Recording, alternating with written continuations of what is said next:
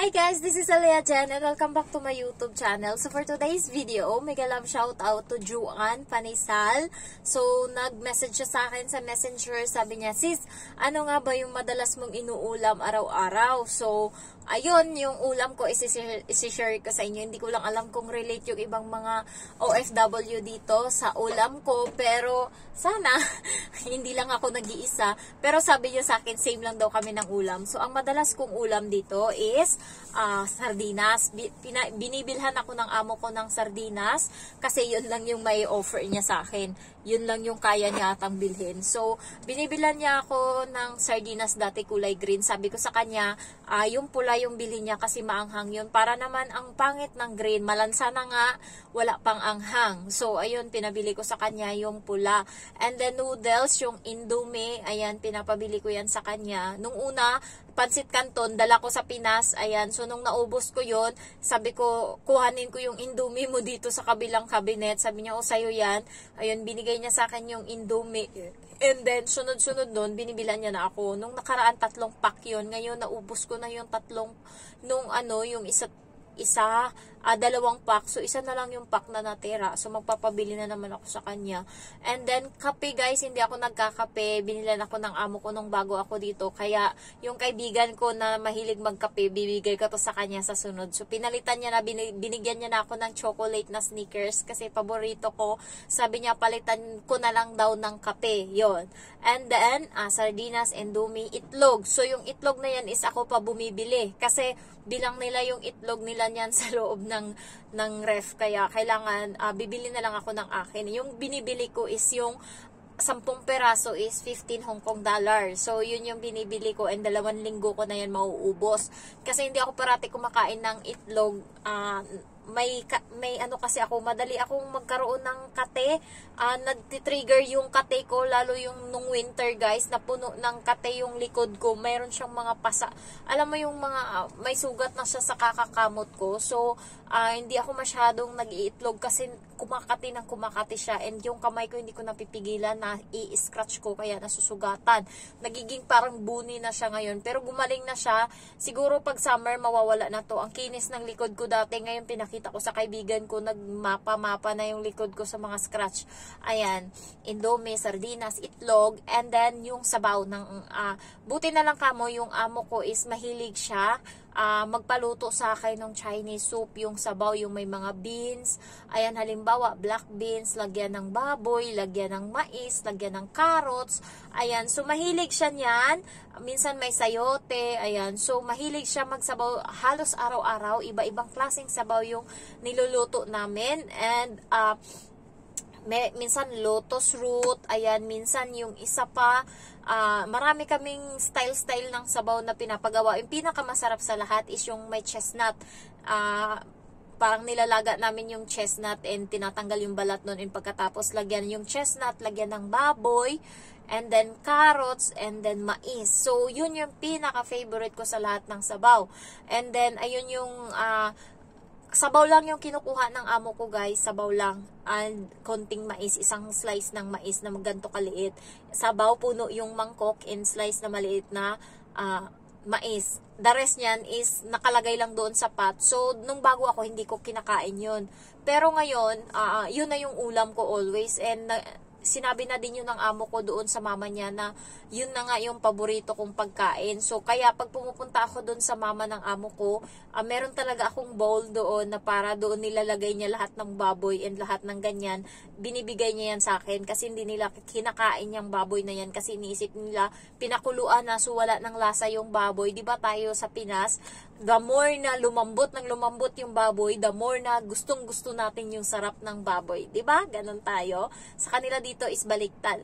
Kaya hindi nila kinakain yan. And ako, lalo yung mama ko is mahilig kami magsabaw. Walang araw na walang sabaw sa bahay.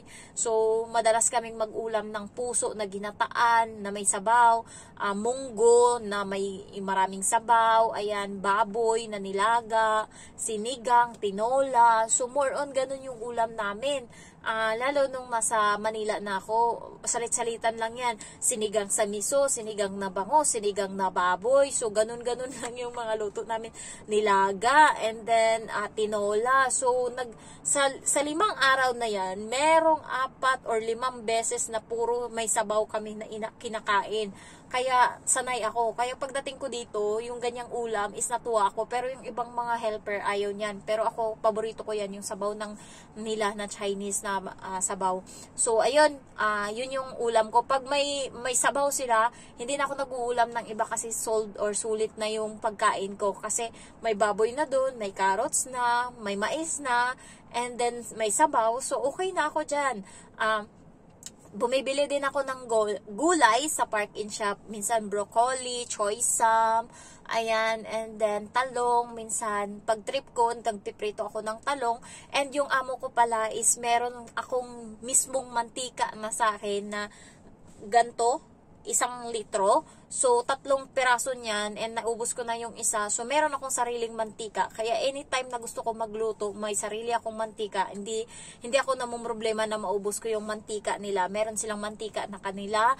And then, yung ibang mga condiments, asin, mga asukal, toyo, ganyan. Kukuha lang ako dyan. Pero yung iba is hindi ko pinapakialaman, lalo yung mga gulay. Yung gulay is ako mismo bumibili. Mura lang naman yan. 10 or 10 Hong Kong dollar yung plastic na malaki, and 2 linggo ko na yan mauubos kasi hindi naman ako parating nagluluto ng gulay kasi nandyan naman na. Ginagawa ko yung sabaw na yon, yung Chinese na sabaw na sabi kong may baboy, gabi inuulam ko and nagtitira ako ng 1 bowl na malaki pa, kinabukasan ko yon sa tanghali kakainin, and nakikita yun ng amo ko, iniinit ko lang. Ayan, so ganyan yung pagkain ko, and mas okay sa akin yun kasi simula nung yun yung inuulam ko, yung daloy ng dugo ko is dati parang nabugbog yung dugo ko. Sobrang itim niya. Hindi ko alam kung bakit. Ngayon pula na yung dugo ko. Yung alam mo yung parang na-fresh na siya. And then hindi na sumasakit yung puson ko ngayon kada regla ko. Parang normal na. Simula dumating ako dito, nung first month ko, yun yung masakit yung puson ko. Pero second month, wala na. Kaya yung hindi ko lang alam kung meron akong subscriber dito na merong ganyang pananakit ng puson. And kasabay ko mag-off ng Sabado, meron akong maraming dito, Buscopan. So, hindi ko na siya nagagamit. Simula dumating ako dito, hindi pa ako uminom, thanks God. Kung meron kang dysmenorrhea and you need Buscopan, you can message me. Ibibigay ko sa iyo, meron dito. Hindi ko alam kung ilan yan, pero ang alam ko, sakto yan pang ilang pang ilang buwan ko. Ayan, kasi first day lang naman ako nagkakaroon ng dysmenorrhea, pero ngayon hindi na. And yung dugo ko ngayon is nakakapuno na ako ng dalawang napkin sa araw, puno yan, and sa gabi puno din yan. So, ganun na yung yung regla ko ngayon, and thankful ako dun sa ulam ko. So, alam nyo yun, basta iniisip nyo lang in a positive way kung ano yung nandyan, okay na yan. So, sardinas, indomie, ay yung sabaw nila, and then itlog, gulay, ayan. So, meron din ako, nagpapabili din ako ng chicken wings sa amo ko. So, sabihin ko lang sa kanya kung ano gusto ko, and ayan, sabihin ko chicken wings, and bibilan niya ako. And ang tagal ko rin yan bago maubos kasi kada kain ko 2 chicken wings or 3 lang naman yung kinakain ko. And hindi naman ako parating kumakain yan kasi pag may sabaw nga sila, hindi ako nagluluto ng ulam ko kasi doon ako nagdidepende sa sabaw nila. Kasi nakakapagod magluto, guys. Sayang sa oras yun. Dapat iupo ko na or itulog ko na. Magluto-luto pa ako. Minsan pag nagluluto ako, maramihan na talaga yung pang ilang araw ko na bago maubos.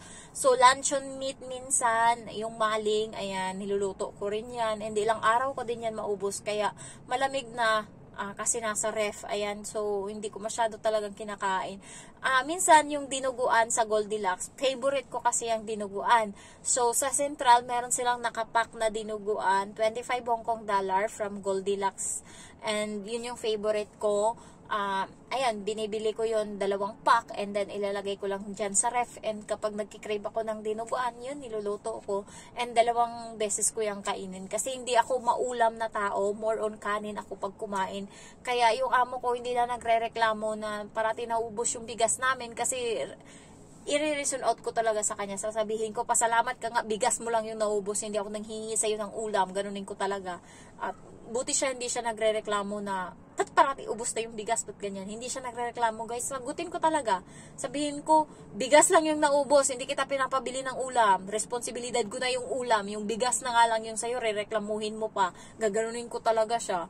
Ayan. And ako, guys, may mga resibo ako ng mga pinamili ko na dapat binibili niya para sa akin and hindi niya ginagawa. So, ako nagbibili. Yung mga resibo niyan is nakaipit dyan sa notebook ko in case na what happened. Meron akong ipapasa sa immigration char. Ayan. So, ano pa ba? Yung iba kong ulam is depende. Minsan nagbibigay sila. Halimbawa, pag ayaw nila, halimbawa, kasi pag kumakain yung mga amo ko, isang beses lang yan nila kainin, hindi na yan nila ulitin. So, may mga matitira and halimbawa, hindi naman sila yung dugyot kasi gumagamit sila ng serving spoon. So,